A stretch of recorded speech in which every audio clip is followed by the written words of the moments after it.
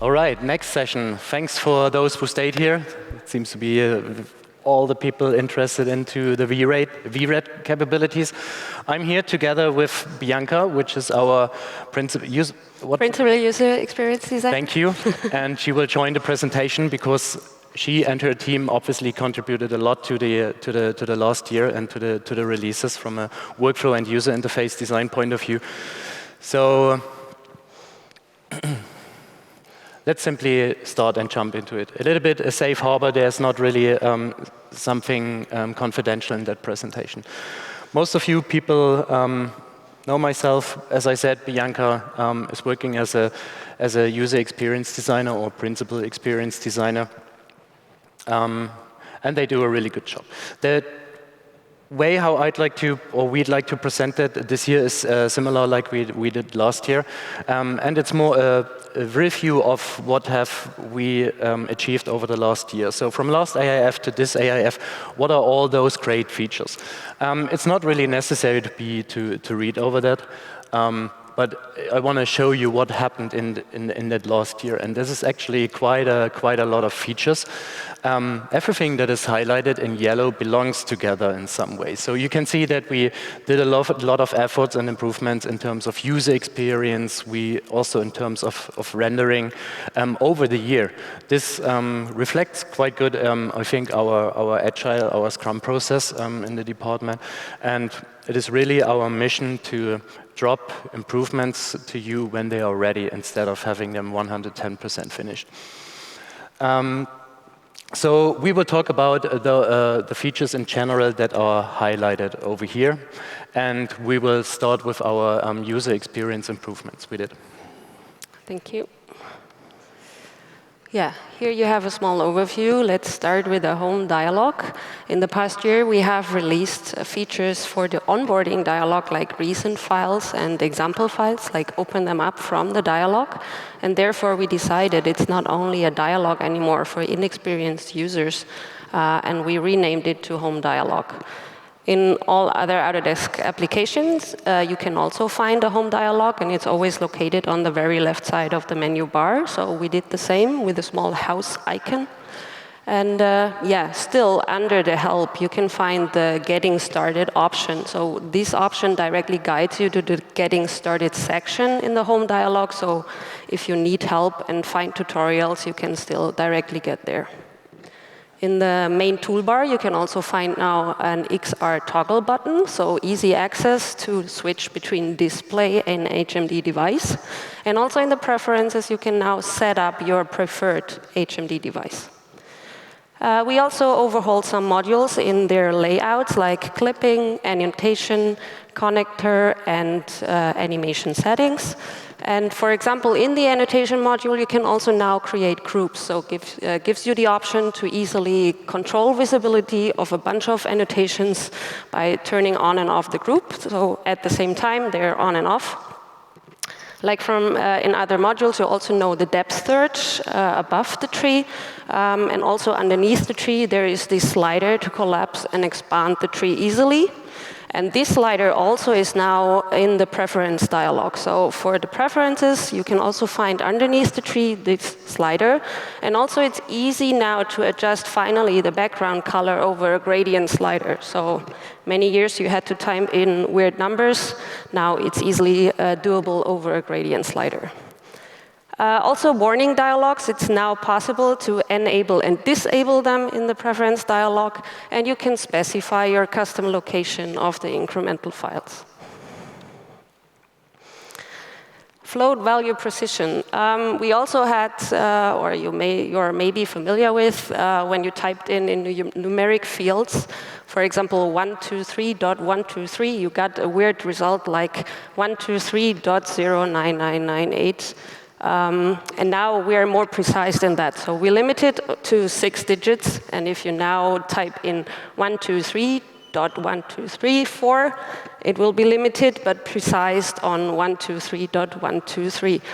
What a tongue twister, but yeah. We also improved the scene graph advanced search. So we added line, shell, and mesh geometry to the node type dropdown. It was still missing. And the GL info dialog is also renamed to GPU information dialog. We streamlined the content to the most relevant and updated the layout as well. Also, better readability is for the about and license dialog. It's now aligned with the general style pattern of the new UI we have. Barry did a good job. He already introduced the render guide if you have been in the session before, so I don't have to tell so much about it anymore. It's now a button in the main toolbar, which opens up the module, and actually the purpose is to bundle specific settings to achieve a high-quality rendering in a moody cinematic look in a really quick way. Because before, or still, a lot of settings are spread out through the software over scene graph, render settings, camera. And now if you open up the module, you can find on the left side different sections, like indicated with small icons, and they guide you like a wizard to achieve the rendering composition. Therefore, also the name render guide. And in each section, on top, you have presets that you don't have to adjust all the settings by yourself if you're inexperienced or an alias user coming from a live reference like Barry showed. You can just press the preset, and you will have a quick look. And even though you can adjust the settings, you have a small yellow indicator that the preset was used, but you adjusted it to your needs. So at the end, you can render out your final composition, and you're done. So I'm handing over to Pascal. Thanks, Bianca. And I have to say, you did pretty good without having speaker notes. So I need it, unfortunately. So just give me a second to switch my screen. It's much better for me. OK, I will take the other topics then. So what have we done in terms of other improvements, or basically file I/O? So in 2025, we released USD as a new file format. By now, we have done some additional improvements to that because customers asked for it. So what we did is that we have improved, for example, our materials. So the way how metallic material or chrome material and glass materials are stored in the USD file when you export from VRED into it, they look more consistent to what they should look like.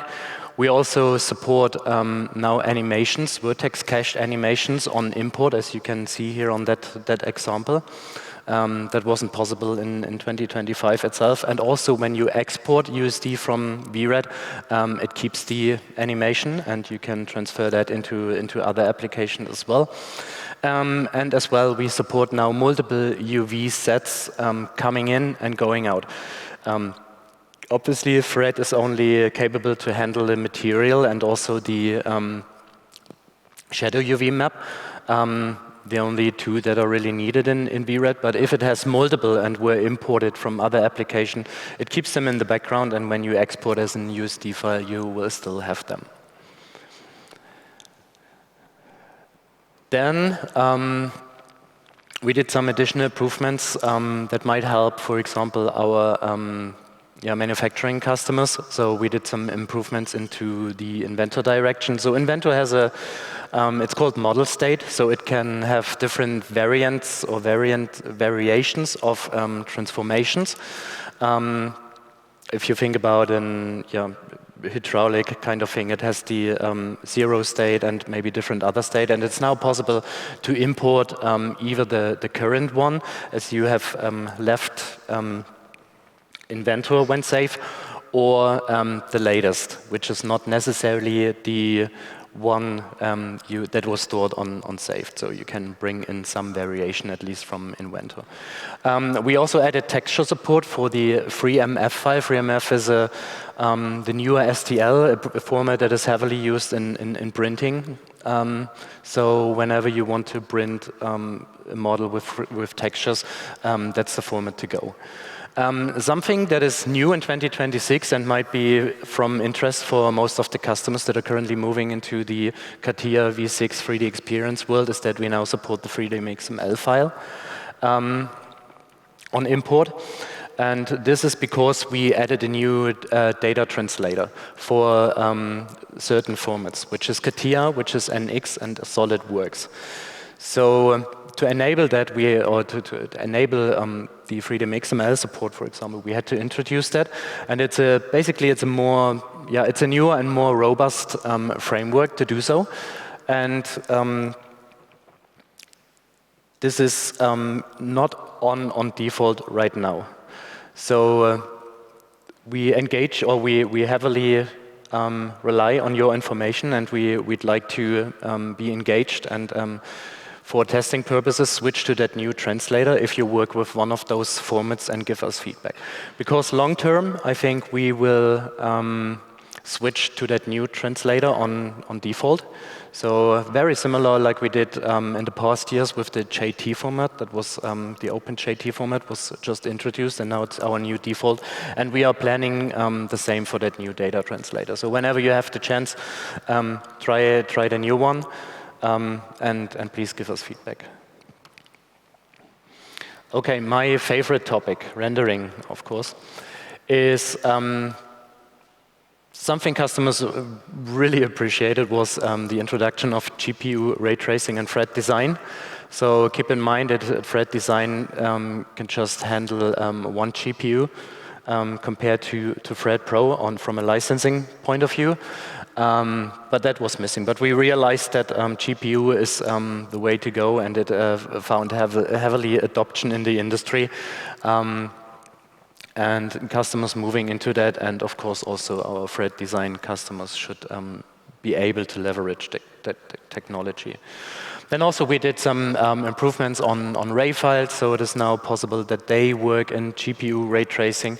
And something I really like is multi-scattering support for those volumes. With 2025, we have introduced volumes or volume rendering in VRED for importing those VDB files, as you can see here in the example, but we also have our internal scatter volume. But they were missing a multi-scattering effect. So the things that you can see, that there is indirect lighting coming from that green or that red wall, and also when the light travels through that volume, that it scatters and bounces multiple times inside that volumes, were not possible with 2025, and we did that in addition to simply make those visualizations more realistic and behave more physical correct. What else was added after 2025 was spectral GPU ray tracing. That wasn't the case in 2025, but obviously all those calculation-intense tasks in terms of light simulation or rendering refractions, or in that case spectral rendering, are super heavy. And it would be a shame if that wouldn't be supported on the GPU, right, which performs probably 10 times faster than the CPU currently. So that's supported definitely, and also spectral rendering is simply needed when you're in a simulation context, maybe headlamp, tail lamp, lamp visualization, those kind of things, and we wanted to support that. And also we introduced last year translucent AXF materials, if you remember. So it's possible to also capture transparent glass or frosted glass, those or plastics, polycarbonates in a way. And those materials contain the spectral color information, and this is really important, especially when working in a light simulation context, that you have that information. So that's why it was needed to support spectral GPU ray tracing as well. What else? In terms of substance, we introduced the metallic roughness coated workflow. So basically another layer, a coat layer on top of the normal substance you can create. Sorry. And with that, you can create some really nice materials. So all coated materials that may even or scratched or things like that, or have some imperfections in the code layer itself. We introduced that. And there's one thing you should keep in mind. when using such a material, the roughness coated, it introduces additional textures to the maybe already existing 6 textures you have in the substance material. So it creates another texture for the opacity, for the roughness, for the color, for the normal, for the specularity. And those materials don't get smaller by that. So just one thing to keep in mind, it's a super nice advanced materials. You can do some really, really great things with it, but it's quite big, depending on what texture resolution you choose. Which leads me to the next point, because now it is also possible to store substance material or your file without the texture. So as I said, it makes that quite heavy, and if you have 12 8K textures just for one material, your whole scene gets quite big, and when you press save, it's just gigabytes of things. So there's an option in the preferences when you disable or enable that, then it does not save the textures. It just saves the parameters, and obviously makes the VPB file on disk smaller. But keep in mind, when you load that file next time, Fred has to run through all substance materials and has to regenerate those textures on scene load. So really depends on what your use case is or what you want to have as a user. You can either have the file small or pretty fast loading. Then also we introduced world texture transforms. What the heck is that? You might have realized that when you use textures in Fred, or you import, let's take another use case. You import a model from another application where you worked in different units. If you import that into VRED, those transformations or scalings are still existing. So it might be that there is a scale of 1000 or 0.1 scaling on the parent node. If you now assign a material with a texture, that scaling is inherent to the texture, which means that a material like the car paint, for example, appear either very small, or the flakes inside appear very small and you don't see it. It looks like a unicolor material, or they are pretty big. And the only thing to solve that right now is to simply flush out all your scalings on the parent node, that also materials like the car paint behave correctly. There are pros and cons to that. As I said, when you assign a material and you scale it inside Fred on purpose, then it's maybe wanted that the texture scales with it. But for the use case I mentioned earlier, that's probably not wanted. So there's an option now in the material where you can choose between a local approach, where it behaves like before, or a world scaling approach, where it doesn't matter how you scale your model, the texture that is applied is always in world space scaling. So it also has the side effect, if you move your model in the scene, it looks like your texture is floating, right? But that was needed to support the alias use cases or the alias renderer, because they use world-based texture transform, sorry. Because of course, when you model something and you create new surfaces or stretch surfaces or whatever, you don't want that the car paint flakes scale with it or move with it. It's always kind of triplanar projected to that. So that was a bit the context why, but there are also some use cases in a Fred context, so to enable it. Then we also introduced OpenColorIO. An open color management system, which replaced our what was the name? SynColor we used before for doing the color management, and with that there came some great features, like white gamut rendering color spaces. That means there are some colors that are out of the range of our sRGB color space. And they were hard to display, or it wasn't really possible to display them correctly. Here we see that red sphere, which looks in the sRGB color space on the left, completely different than in that ACSG. So we simply allow now a wider range of colors to be rendered, basically. Really important for everyone who pays attention on rendering colors correctly, car paints, for example. yeah, as I said, OpenColorIO. And OpenColorIO allowed us to implement some additional features, which was, yeah, camera post-processing, basically. So in the camera, camera settings for the physical camera, you can find now additional tone mappers. Not additional tone mappers, additional color transforms, like ACES or also Chronos PBR transformations, which simply give a different look or deal differently how that white color range that can't be displayed on an sRGB screen is handled or translated to. Pros and cons to both. That is really to those. That is really something you have to find out what you want to achieve and what matches best your use case, basically.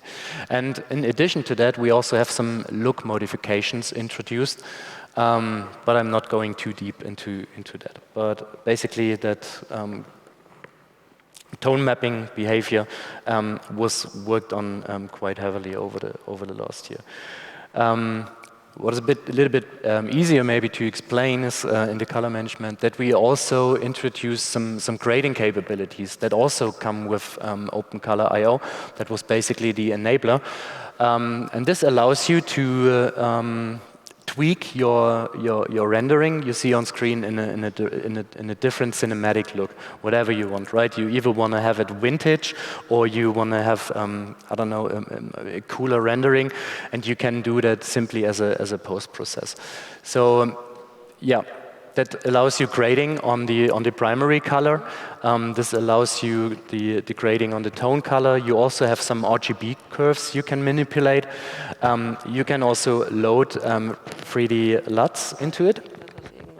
This might play a role if you use a certain look in other applications too. Then I think this is the format to exchange and to allow the same grading across different applications. And what is new in 2026 is that there's now a global option where you can manipulate the strength of your grading to the original image. So you can choose one of our presets, for example, or you create your own. And if you think that is way too strong, you can lower that down and kind of overlay and find the right setting for you.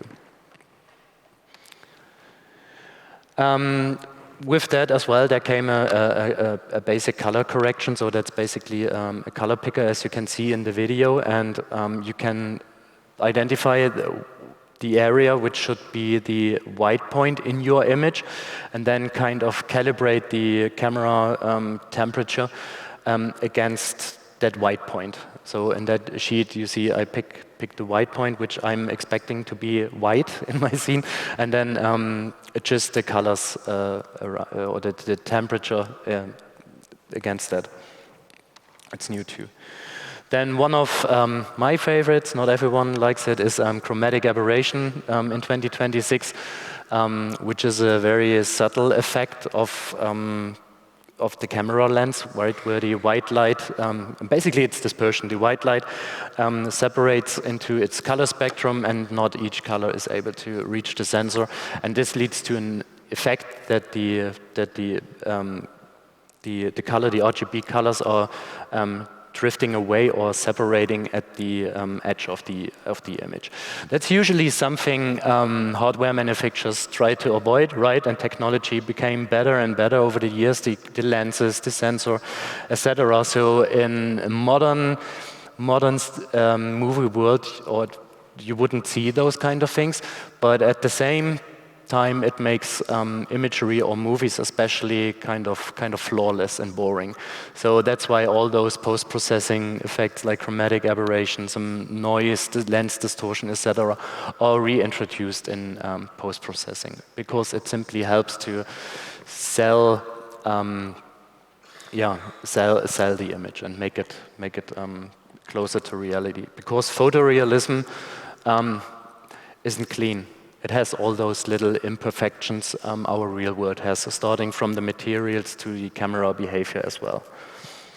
So, and also it helps to center the view, very similar to depth of field, to center the view to the onto the content, because it gets kind of blurry at the outer side. So that's also a way to drive the viewer in the image to a certain area. Then we also introduced in 2026 CryptoMatte render layers, which might be interesting for those who go into a post-processing process and another tool like Photoshop, Nuke, Flame, or whatever, and work with CryptoMatte layers. And the new introduction, it allows you to collect certain objects, like in this case, it's the background, it is the character, and it's the car itself. And you can collect them in VRED render layers and then write out a CryptoMatte path for each of those. So you basically have just 3 layers in your EXR file.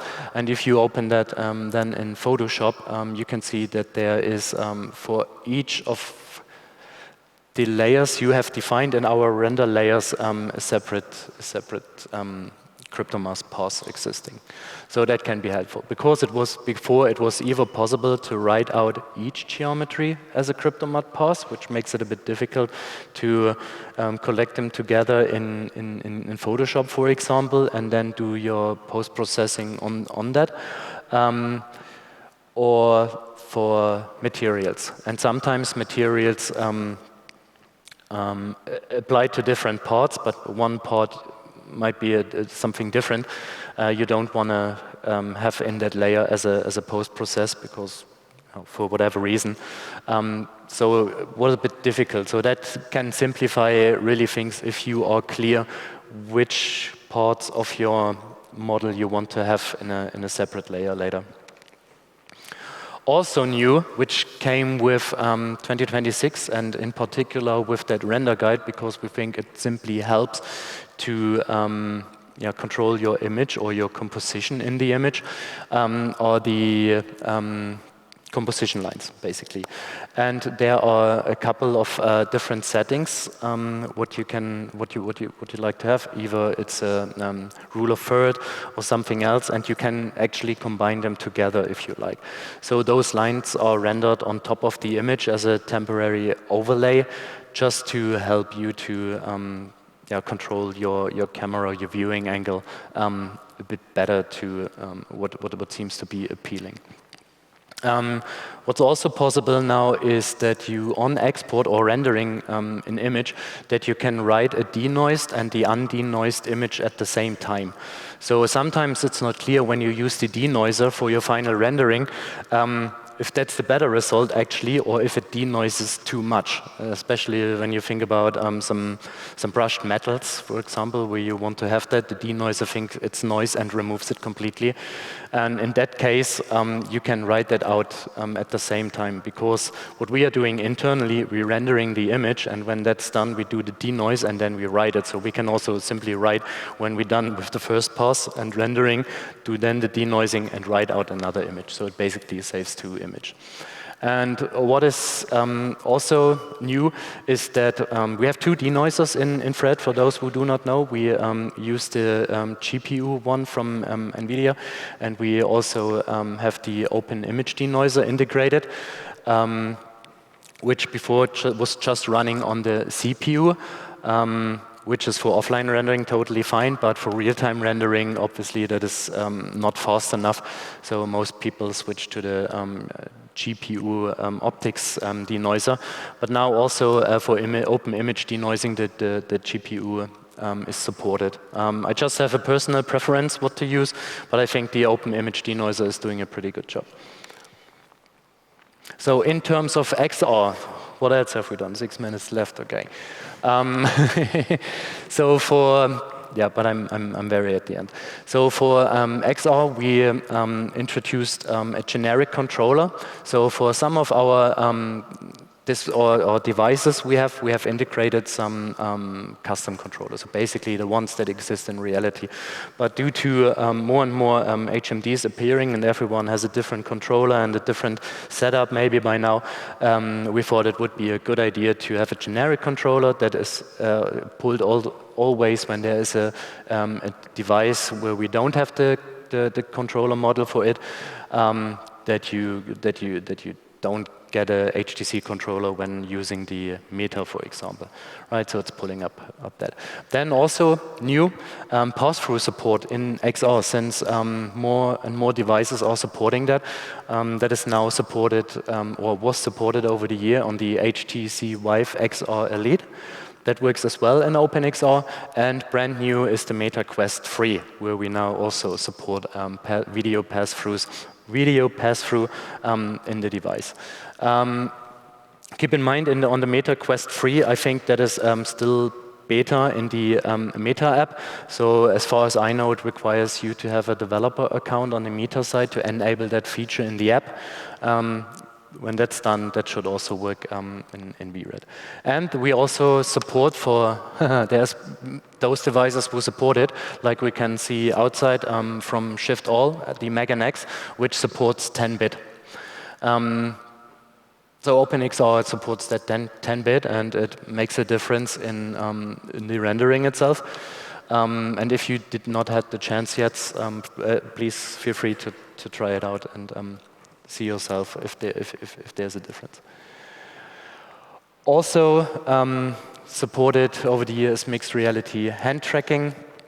Then we also introduced volume marker and hand tracking in OpenXR, and we also completed our Python API for OpenXR.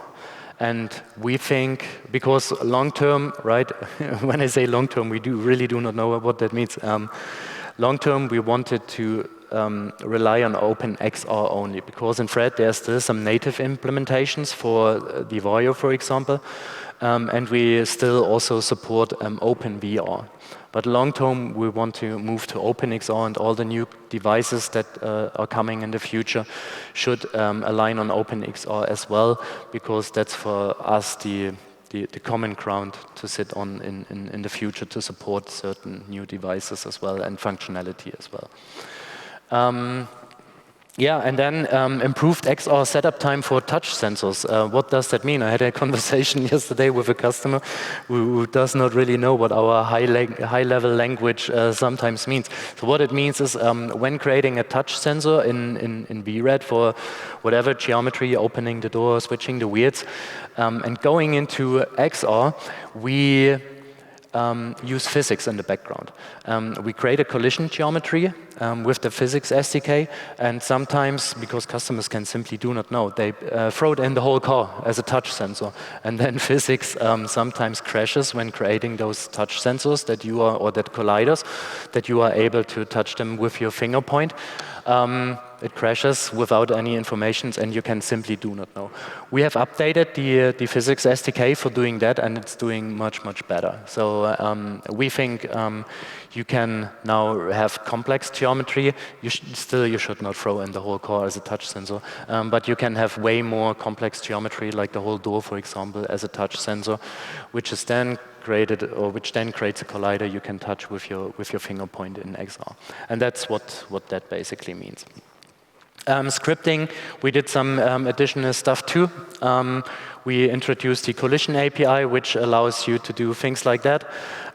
We have a log service that allows you to change the behavior, what you see in the terminal, if it's just logging the errors, if it's logging everything, or just warnings.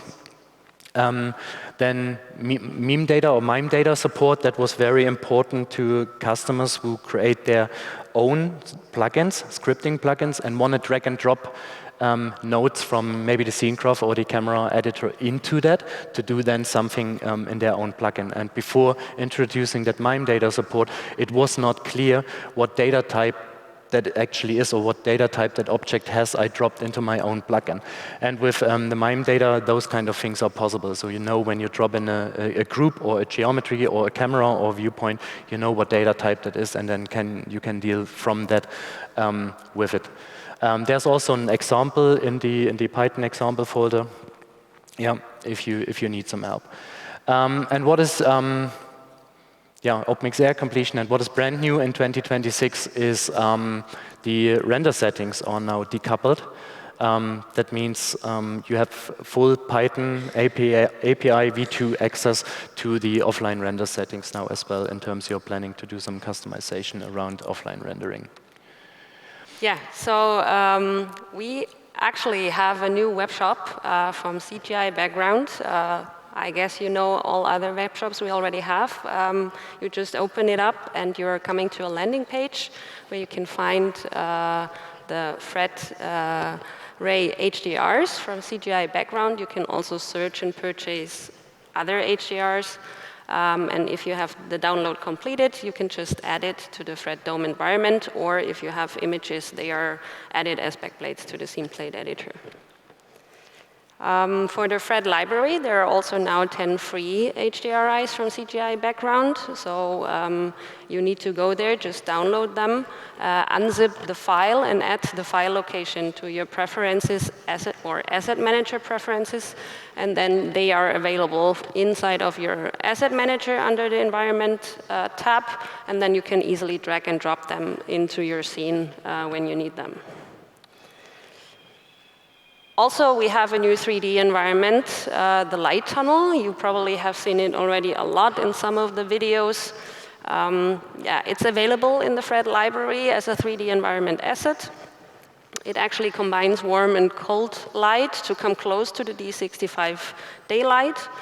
And also, the light is installed vertically, that it supports you with your head movements when you're trying to detect imperfections over the reflections in the car paint, for example. Yeah, irregularities, imperfections, and also the texturing is done over Adobe Substance Painter and Designer. That was the last chapter from us. Thank you very much for your attention. If there are any questions, I don't know if we have a microphone runner, but please don't hesitate to ask. Thank you.